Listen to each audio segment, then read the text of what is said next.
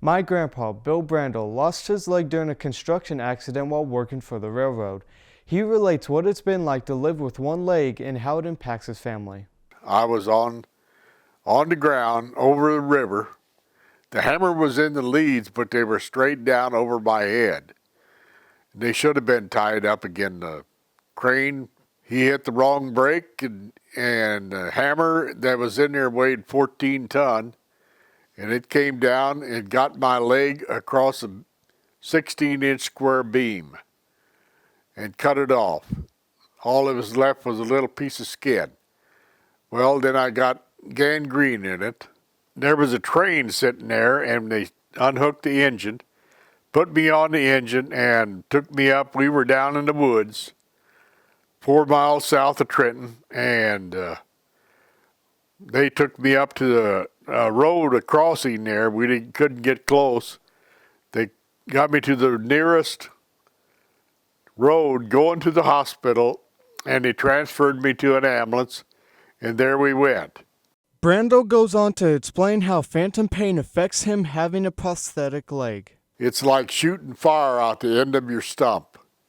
If you can imagine that, it happens in the spring of the year at the change of the season. I can tell you when the season stops, when winter stops and spring comes on, the exact day, and the same way with fall into winter. And I'll have those all night long. I might as well not go to bed. Brandel also explains how his wife Marion felt after knowing the incident. She knew when I got hurt because her dad was a crane operator on the Rock Island also, but he operated in a different area. We started dating. It went on for 3 or 4 years dating before we even got married. Brandel goes on to tell how he feels about new modern prosthetic legs. The work I do, that's all right. Those fancy legs are good for people that walk around in the city. I walk around out here, I'm farming, and I jump off of a tractor.